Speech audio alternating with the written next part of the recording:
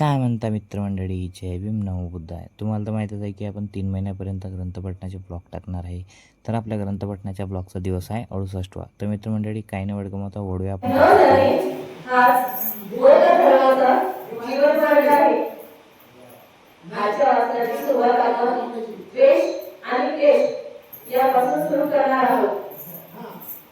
कोणालाही क्लेश देऊ नका व दुसऱ्या संबंधी क्लेश बाळगूही नका. हाच बौद्ध जीवनमार्ग आहे. तथागत भगवान बुद्ध म्हणतात की ज्याप्रमाणे तेजस्वी घोडा हा चाकाचा खट्टा अंगावर पडण्याला संधी देत नाही, त्याचप्रमाणे लोकांना आपली निंदा करायला संधी देत नाही.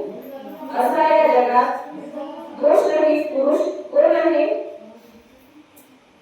श्रद्धा, शील, वीर्य, समाधी, सत्यशोधक, विद्या आणि आचरण याची पूर्तता आणि जागरूकता